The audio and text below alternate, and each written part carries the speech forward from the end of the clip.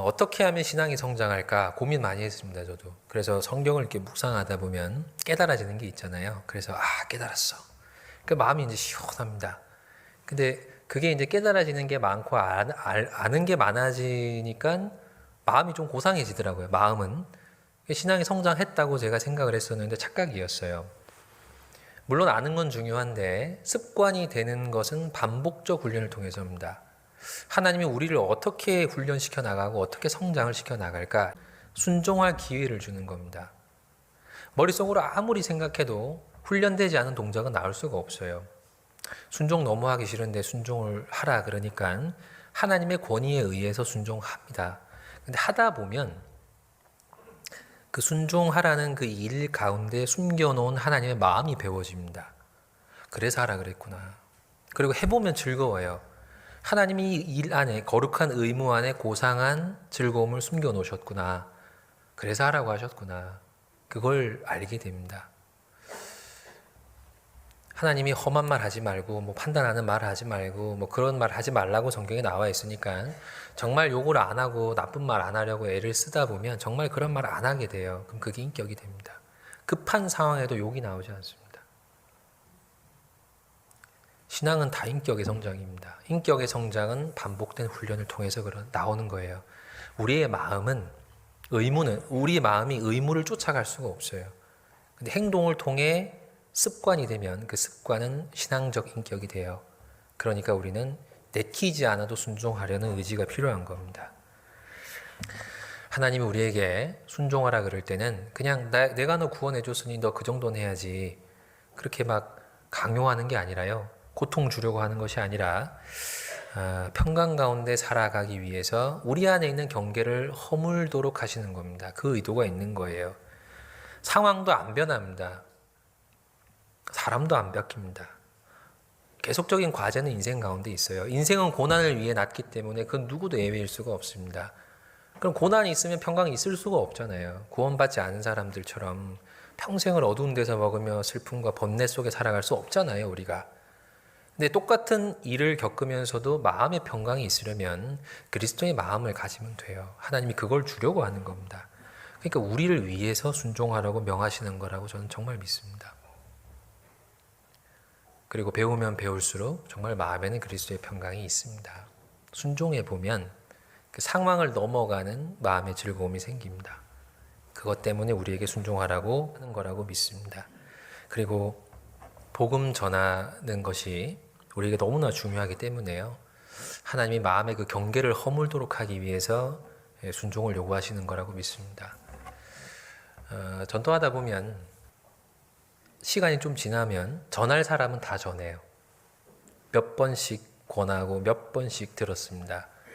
그래서 주위에 전도할 사람이 없을 때도 있어요. 근데 없는 게 아니라 전하고 싶지 않은 사람이 남아있는 거죠. 내가 정한 경계까지는 갔지만 그 이상은 내가 저기는 안 돼라고 그어놓은 그 선이 있잖아요. 근데 거기까지 가서 우리가 이제 갈등하는 거라고 생각을 합니다. 하나님께서 그 사도들에게 승천하실 때 하신 말씀이 있잖아요. 예루살렘과 온 유대와 사마리아와 땅끝까지 온 천하에 다니며 만민에게 복음을 전파하라. 그 이스라엘 입장에선 대단히 놀라운 말입니다. 아예 그 자기들이 갖고 있던 세계관을 허무는 말이에요. 그 넘어서 가라는 것은 자기들의 소유라고 생각했던 우리 민족만의 소유라고 생각했던 하나님의 복음이 그 이방인에게 전해진다는 건 참 불쾌한 거거든요. 그래서 초창기 복음 전할 때도 거부감이 있었잖아요. 이방인들에게 성령이 임할 수 있느냐 그런 논쟁들도 있었거든요. 근데 그걸 하라고 하나님이 명령했습니다. 그걸 온전히 이해한 사도들이 정말 이방 땅에 가서 복음 전하다가 그렇게 생을 마감했거든요. 구원 받을 때 우리의 마음도 아마 이렇게 아주 좁은 경계가 있었을 겁니다. 시간이 가면 갈수록 사람들은 전부 개인화되죠. 그래서 자기 안에 갇힙니다. 나밖에 몰라요. 예전엔 이웃 아래 위로 누가 사는지 옆집에 누가 사는지 다 아셨죠. 저도 나이 얼마 안 먹었지만 어릴 때는 옆집 사람, 옆집 사람, 옆집 사람도 알았어요. 아파트 살 때. 그래서 집에 그 부모님 안 계시면 옆집 문 두드렸습니다. 아줌마 엄마가 없어요. 그러면 들어와 그랬어요. 근데 요즘에 옆집 사람 잘 모르시죠? 점점 경계는 좁아져요. 그냥 내 마음, 내 사정, 내 형편, 여기에 갇힐 수밖에 없습니다. 근데 구원받으면 나를 위해 살지를 못해요. 교회와 주님을 위해 살아야 됩니다. 그리고 더 나아가면 이웃을 위해 살아야죠. 하나님은 자꾸 경계를 허물게 하시는 것 같습니다. 하나님은 경계가 없거든요. 그래서 미운 사람도 원수도 다 친구로 변한다. 찬송가에 그런 가사가 있잖아요. 그런 마음까지 배우는 것이 우리의 신앙의 목표가 되어야 한다고 생각을 합니다. 하나님께서 십자가를 통해 원수된 것을 소멸하셨다. 그런 표현을 썼습니다. 우리가 하나님의 원수로 행했습니다. 근데 하나님이 그 십자가로 원수된 것을 소멸했어요. 원수를 친구 만드는 건 십자가밖에 없습니다. 그러니까 우리가 하나님에 대한 하나님께서 우리에게 주신 사랑이 마음에 너무 분명하면 우리에게 있어서의 원수도 우리에게도 친구가 될 수 있다고 믿습니다. 그렇게 한 명 한 명 점점점 이 내 안으로 받아들이는 노력을 해갈 때 우리는 가능한 많은 사람을 마음에 이렇게 수용하고 사랑하고 그 범위만큼 우리도 평강 가운데 살아갈 수가 있습니다. 그래서 신앙이 성장한 사람일수록 마음이 넓은 거예요. 신앙의 척도를 뭐라고 좀 생각하면 좋을까? 신앙 성장하고 싶은 사람 많잖아요. 신앙이 어떻게 하면 성장하는 걸까요? 교회 일에 익숙하면 신앙생활 잘 하는 걸까요? 저도 이제 고향에만 살다가요. 이제 교회를 2번 옮겼습니다. 서울중앙교회 잠깐 있다가 화성교회 있는데 제가 김해라는 곳에서 잔뼈가 굵었어요. 그래서 완전 토박입니다. 어려운 게 아무것도 없었어요. 그냥 눈 감고도 일을 했습니다. 근데 교회를 옮기니까 내가 알던 게 아무 의미가 없더라고요. 교회마다 다 방식이 다르니까 교회 일을 잘한다는 것이 신앙일 수는 없겠다. 이건 그냥 경험이다. 경력이고. 말씀을 많이 아는 것도 그냥 지적 호기심만 있어도 많이 알 수 있게 됩니다. 뭐 깨닫고 행하는 건 별개의 문제지만 정말 신앙이라는 게 뭘까? 예수님처럼 되는 거죠. 마음이 온유해지고 겸손해지고 가능한 많은 사람들을 사랑하는 것, 즐거워하는 자들로 함께 즐거워하고 우는 자들로 함께 울 수 있는 그게 신앙 성장입니다. 그 마음을 우리는 배워가는 거고 그래서 충돌이 자꾸 생기는 거예요.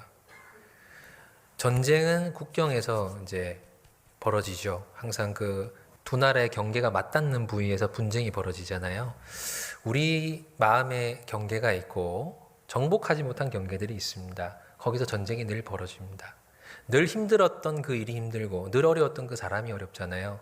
그걸 정복해내면 더 이상 거기서는 문제가 안 생기지 않을까요? 그렇게 나아가는 것이 올바른 신앙의 목표라고 믿습니다. 저도 그걸 위해서 살아가고 있습니다. 그래서 고린도후서 6장 1절 같이 읽겠습니다. 우리가 하나님과 함께 일하는 자로서 너희를 권하노니 하나님의 은혜를 헛되이 받지 말라. 하나님과 함께 일하는 자로서 그 바울의 말입니다. 하나님의 마음을 갖고 하나님과 함께 일하는 자로서 하나님의 마음이 가 있는 곳에 기꺼이 그 마음을 갖고 갈 수 있는 사람이란 뜻이잖아요. 하나님 마음은 경계가 없습니다. 정말 우리가 생각지 않은 사람에게까지 마음이 가 계시잖아요. 근데 정작 일을 해야 되는 건 우리입니다. 우리가 마음이 없으면 하나님이 아무리 마음을 먹고 계셔도 그 사람에게 복음 전해줄 사람이 없잖아요. 교회 안에도 우리 손길이 필요한 분들이 있습니다. 사랑을 조금만 더 하면 교회가 더 성장하고 더 따뜻해질 수 있잖아요. 근데 우리가 그걸 넘어가지 않으려고 계속 갈등만 하고 있다면 그 이상의 진전이 없지 않을까요? 더 잘할 수 있습니다. 우리는 조금 더 하면 더 잘할 수 있습니다. 우리 같은 이 작은 사람도 우리의 이 작은 결심과 변화가 교회적으로는 더 큰 변화가 될 수 있습니다. 지금 어디에 있는가 모르겠습니다. 우리 각자의 신앙이 어디에 있든 그 반복되는 하나님 명령에 잘 순종하는 길을 선택했으면 좋겠습니다.